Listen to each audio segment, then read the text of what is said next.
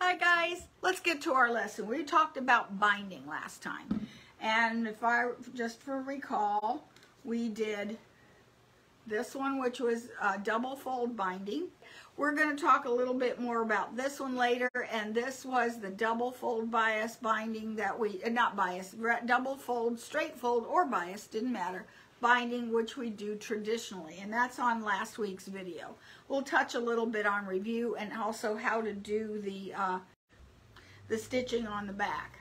I'm talking about Editus modified double, and you can also watch that last time where we actually cut our binding a 1/4 inch short than what we normally do, and it was folded, as you can see, with this raw edge right here. We sewed a 1/4 inch on a single, and then now what I did was I glued it down so that it wouldn't be flopping around all over the place, and then it's folded over, and it gives you much tighter corners. And here, this one I've already finished, but it is much slimmer, and the corners are so much flatter. I really like this, and I'm going to be doing this on my quilts more often. So I like this method. Then we talked about doing the single fold binding, which was the single fold binding, which was actually done until the 1950s, and we're going to go ahead, and this is where we ended. It was in the middle of this.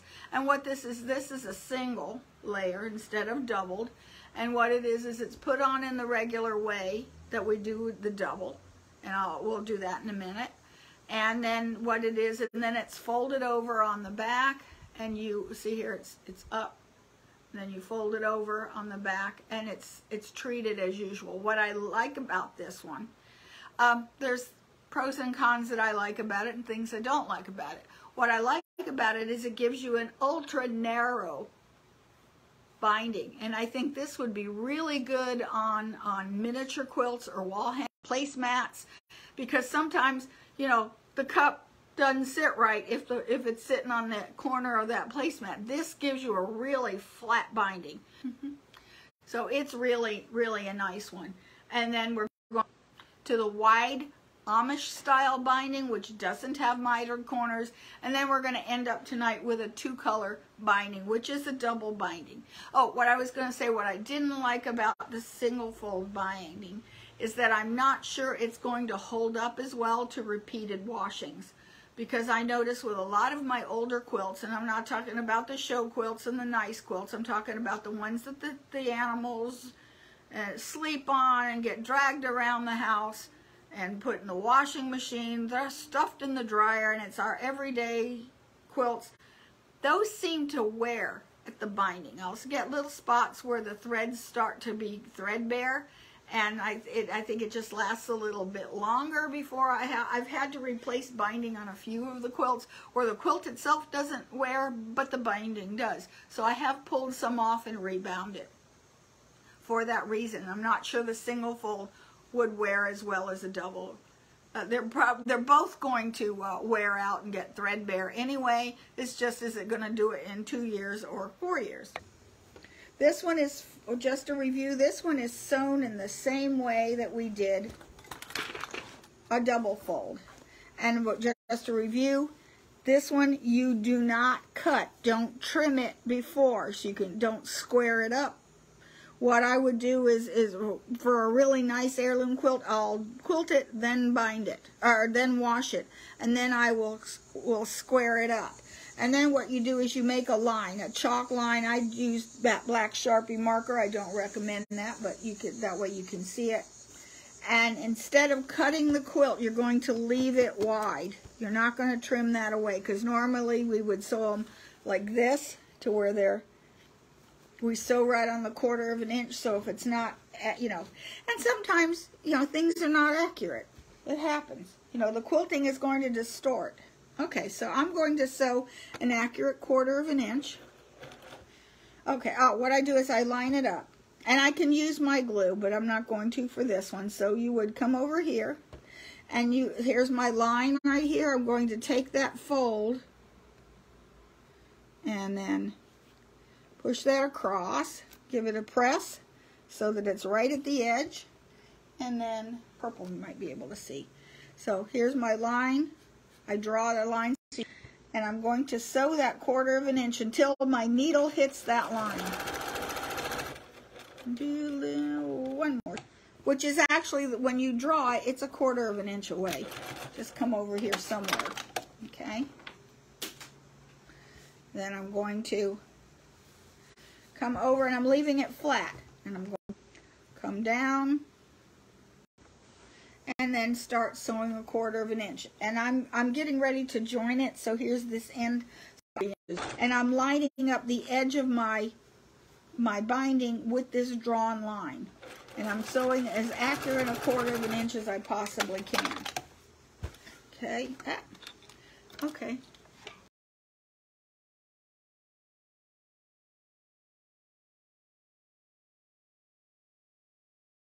I have the beginning one. Press that like that, and here's my glue, and my school glue, the best thing on earth. You can use Roxanne glue. Also, this is actually a Roxanne glue container. It did have Roxanne glue. When I used it up, I just simply replaced it with Elmer's washable school glue. Okay, lay this on top. Heat set it down. It does not stick until you heat set it down. I know that's living dangerously. It's okay. Okay. Alrighty. Now I'm going to. Then I can see the fold line. Okay, and I'm just going to do it. And then I'm drawing on the fold, and I'm simply being underneath my presser foot. Where'd it go? Here it is. Okay, there's my line where the two were glued together, and I just simply sew across. I want to use a slightly shorter stitch length. I'm using like a 1.8. That way I don't have to back tack. Okay, I'm going to pop that open, pop the glue open, go straight and straight across. Come here, fabric. I talk to machines. I yell at machines. Okay, oops, forgot to cut this one. Okay, and now when I release the pin, it's going to lie perfectly straight. I could take my glue. Now you can do the glue if you want total accuracy. Take your glue and make a slight line inside and heat set it down.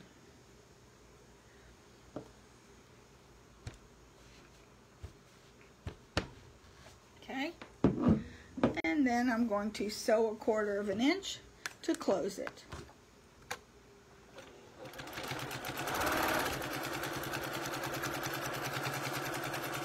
Binding is where I normally do not sew, like my hair is on fire. Okay, and now, see, it's open. What I like about sewing this binding closed on the diagonal is that the eye does not follow that diagonal line, and you get a really, really nice, precise, and it doesn't have to be 45 degrees. You're not going to notice. It could be 60 degrees. It could be 45. It could be 30. Could be, 32. That would be fine. And I would take it to my iron. Oh, no, I need my cutting mat. I'm going to put it over here. Let me come up. Go down a bit, okay? So I take my, there it is. This is where you're going to cut it. You see the line here where you stitched. I'm going to, let me turn it the other way. It would help to have the right glasses, wouldn't it? But nah, I like to live dangerously. Okay, so now I'm going to put this 1/4 inch line right on top of the stitching that I just did. And then trim it.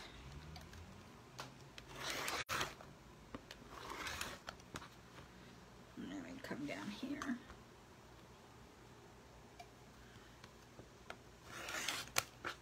There. And the same thing here. Where is it? There it is. Nope, I didn't.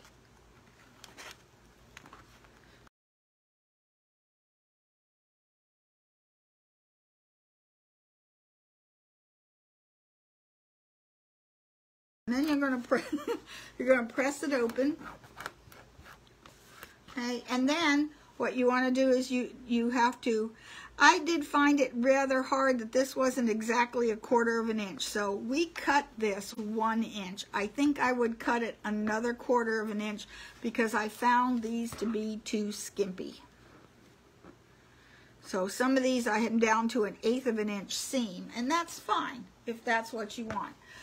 It works, they go together this way, the same way. Let me get clips.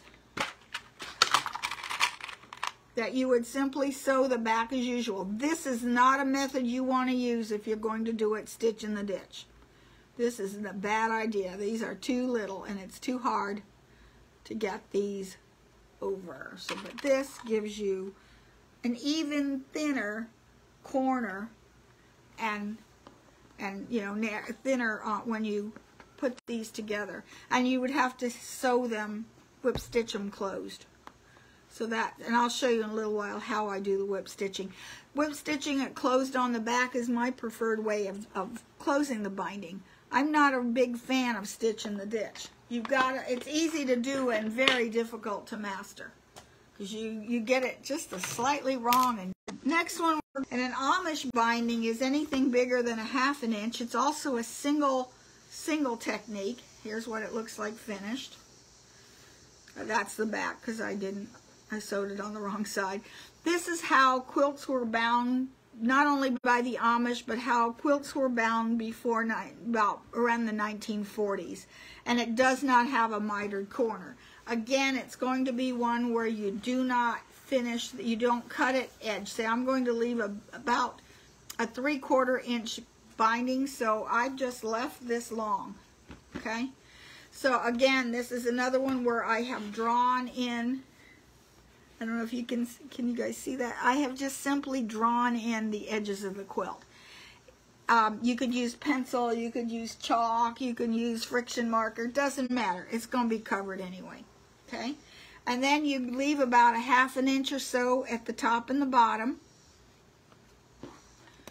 And then you, don't sew through your cutting mat. That's not good.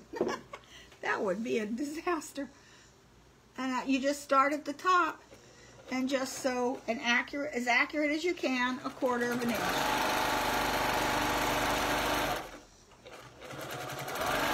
To like sort of, well, actually before you do that,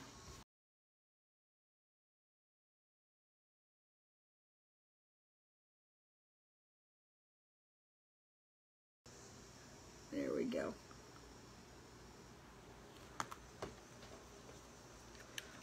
You know I don't have the right glasses on, but you know how that never stopped me before. Did I get that straight? Oh my God, I'm so crooked. Get out of the way. Okay. There, that will help. Yeah, that makes more sense. Now it's 3/4 of an inch. And then you fold it over, and now you can adjust this and just put it over the line. And at this time, you're going to do the 2 sides, then the top and the bottom. And this is where you would go ahead and sew this down. The Amish would do this by hand. Nope. Now, where did my glue go? There it is. Okay. Just going to move the glue out of the way. But because for this, you do, before you do the top and the bottom, you would have to sew the sides first, and I'm not gonna. So I'm going to, you know what I'm gonna do. Again, if you're new, yeah, I'm sort of like a glue goddess here. I just love using Elmer's washable school glue. It's cheap, even though I'm using a Roxanne container. I like the Elmer's school glue. It works just as well. It doesn't hurt your quilts. It washes out completely. Once you've sewn, now you would have sewn this down either by hand or by machine. So the next thing you need to do is to do the top and the bottom. Half is you're going to overlap this by, man, I don't want that one on sticky. This much, about 1/2 an inch or so, okay? And you're going to start right at the edge sewing. If you can see me, I'm sewing right at the edge, 1/4 inch.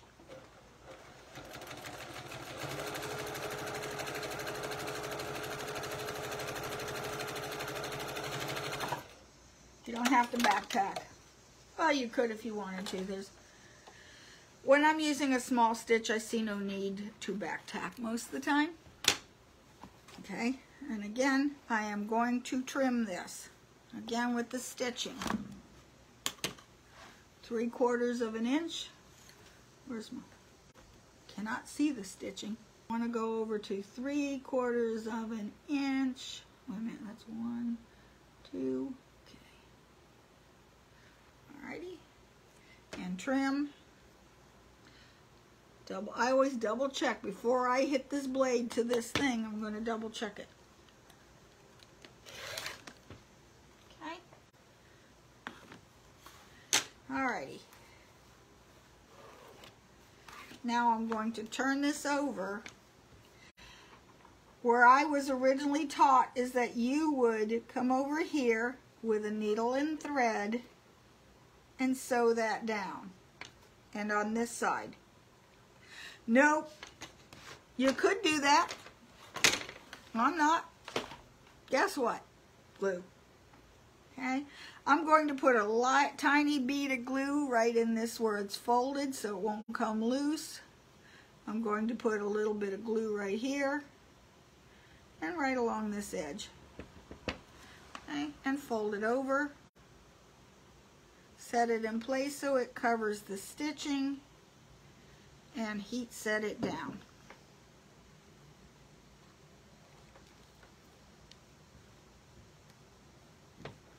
Do the same thing on this side.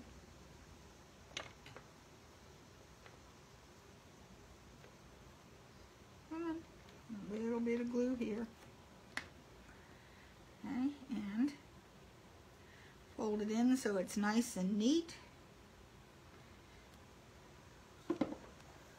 This down, heat set it, okay, and I'm probably going to finger press, and I might even glue, first before I do that I want to check, okay, yeah, 1/4 inch is good, so I can finger press this so that it matches, and if it's really bothering me, you know, glue right here, because I want this nice and neat. Fold it over. Might heat set that way it's not going to move on you. Yeah. Okay, and then I'm going to take my glue right here. I'll come up the sides. Okay, and then fold this over. Heat set it down. Again, you know, I'm going to heat set it down if I can. You can sometimes have to adjust the corners. There. Okay. And here's the top. See, now these are open at the sides, and I'll do the other side later. These are open here at the sides. Traditionally, they were not sewn down, but if it bothers you, by all means, go ahead and do it. Then go ahead and close it. Let me find my needle and thread. It's on one of these. There it is. Now you're going to do it by hand. So what I do is I would put my needle, see now that open place right here, that would bother, where is it? There's the phone. Where's the silly? Here it is. This open place would bother me. Needle, and I've already knotted it up into the corner. It's all there. Okay, and I use a ladder stitch. So let's see, what you do is you're going in one side, take a little, like an 1/8 of an inch wide stitch just into the edge. And if it's thick with glue, and I've got way too big of a needle, I can't stand this big needle. I usually sew with a size 11 needle, which is super fine, and it just cuts through the fabric like nothing. This thick stuff requires more pressure, which would actually require the hated thimble. And so like it came out here, I'm going to go into the other side here.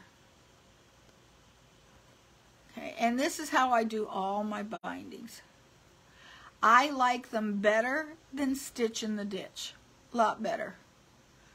Because I'm not that good at it. And then I would come down here, turn it this way, and stitch all along here. Now when I've got which would make me crazy here, and then I can, if it's a thin enough needle, this is not a thin enough needle, I can usually rock about, and it actually goes pretty fast. How do you figure how much binding to cut, especially on a single fold? What you do is you decide first, how wide do you want that binding? Say if you want that binding to be 2 inches wide, and some of them are. For babies, I have seen 2-inch wide binding, and they're beautiful. So you would have 2 inches, and if it's single, that means you have 2 inches on the front, 2 inches on the back, 1/4 inch for the front sewn under, and 1/4 inch for the back under, and I would add 1/8 of an inch for the rollover. If you have extra loft batting, really thick batting, add an extra 1/4 of an inch. So if I wanted a 2-inch wide binding on here, I would cut that binding strip to 4 1/2, 4 and 5/8. Just a little, or 5, you know, if you want it really tight, then yeah, 2 and a half will work.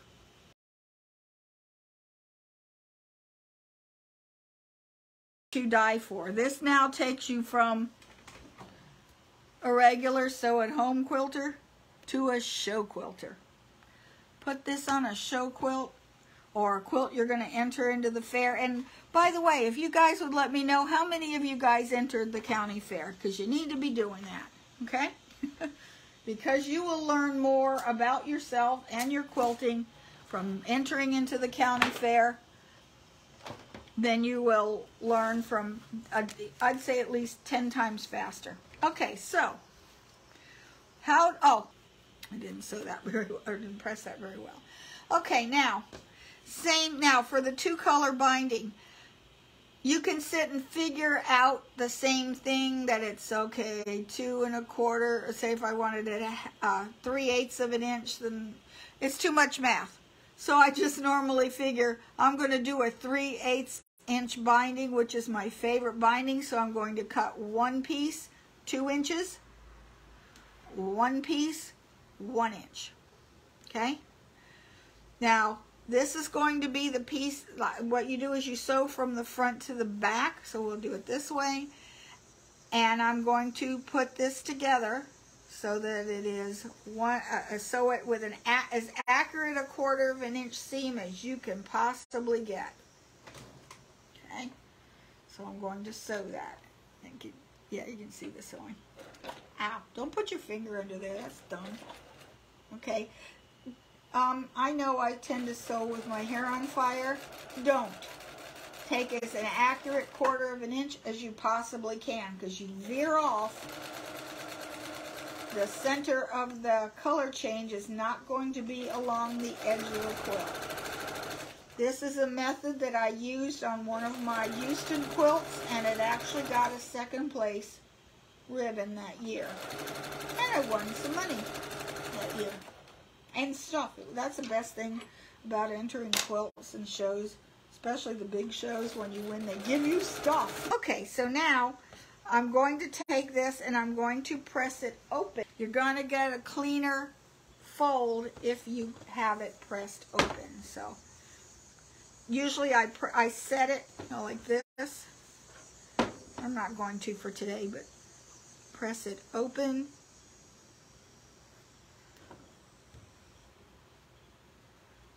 Okay, and I'll just press as much of this as I have. These are guaranteed to wow. This is not only the wow, but it's the how to wow you get on this class. So, I love this method. I also like teeny tiny piping that I will put, maybe I'll get to it on another day. Okay, and then after you do that, you press it open. You're going to press it in half lengthwise like you normally do. and press it. Do it this way. This silly cord's in the way. Okay.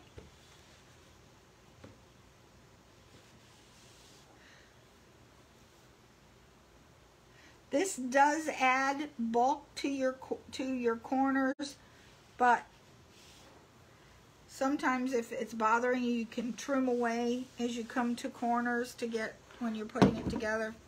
I don't. Normally it's fine. Okay, so now I have my normal quilt. So I'm just going to start on the edge. Okay, now this is how I want it to finish. So I'm going to put it right sides together. And like I said, I like 3/8, which is, I'm sort of make it a generous 1/4 of an inch. So I want to see, it's not a scant quarter, it's not an exact quarter, it is a generous 1/4 of an inch, almost another 1/8. Okay, and then the same thing I'm going, and I can use my glue if I want to, and for this short piece I'm not going to need to. Again, I'm going to do this across, fold, press, and I could just mark it. I'll just mark it with ink for now. Okay. And I usually will, for a show quilt, you better believe I'm going to glue this down. And as a reminder, the reason I glue it down is because I don't like the cupped edges. Sometimes if you pull on this, when it releases, these come curling up and it looks terrible. Okay, I'm sewing until I get to the mark.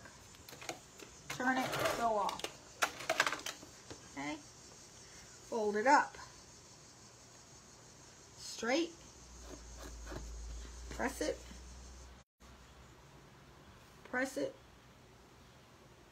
and then come down. I've got enough to do 2 corners. And usually I glue this. I'm not going to because this is just a sample, just to save on time a little bit.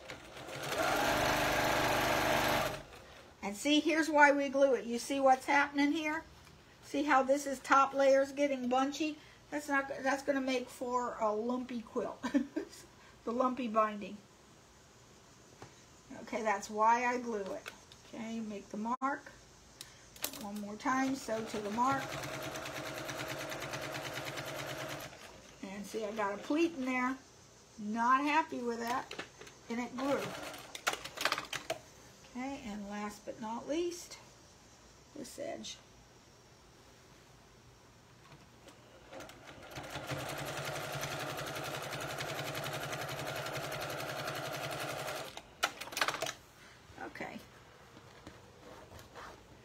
Okay, and then again I will finger press this for now. Okay, now I start to turn it. So we're right there, look it, and then you would press this down just like you would regular, like this. And see how nicely it folds along this edge. Now here's the tip. If you've ended up sewing too close, you know, like 1/4 of an inch, and you end up with some fullness, not here, in the wrong place, that you don't have enough fullness, then what you can do, see what I like about it, see how right here, I sewed a little bit not generous enough, and what happened is this is a little narrower, but look what happens when I turn it. So let me get clips. And yeah, it's not full enough, that I know, but look, I'm going to press this right here, but see how that doesn't quite meet? Guess what you do? You just pull that out a little bit, make it fit.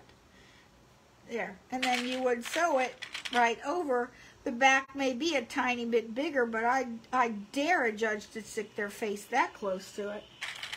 But the important thing, and see, I feel the edge of the quilt, which isn't making me happy there. Okay, so what you do, okay, so what you would do is this. I have this leftover bit. Cut it about 1/4 of an inch.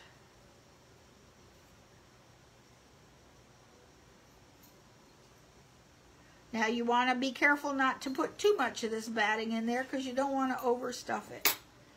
Okay, so you would, hello Lily, and then you stuff it inside here. Okay, just put it in there as much as you need. No more skinny spot. Works great. I think this is just probably one of the most beautiful bindings there is because it's double-sided. It's green on one side, it's orange on the other. Because a lot of times your quilt backs are so different than your quilt fronts that they don't match up. We have a visitor. Okay, if you have any questions, you can either leave the comments, leave a comment or question in the comments below, or send me an email at waltzquilt@yahoo.com. That's WALTZQUILT@yahoo.com. That's my email. So that will be a lot easier. Let me show you this foot. Okay, here's the foot. This is where the needle hole is, and from this side, which on the, when you're looking at it, not reverse, between here and here is 1/4 inch. When you're looking at it as you're sewing, this mark is 1/4 inch to the right of the needle. Then you have this little indent here. What I do normally is I sew halfway between between this piece and this piece. So that gives me about 1/16 of an inch longer. And I find they just work better. Sometimes I go to a full extra 3/8 of an inch. It depends on the, it depends a lot on the fabric, how thick or thin and how pliable it is. So until next week, happy sewing and happy National Sewing Month. Yay! And yes, the store in Occoquan is closed, but we're still here. Bye.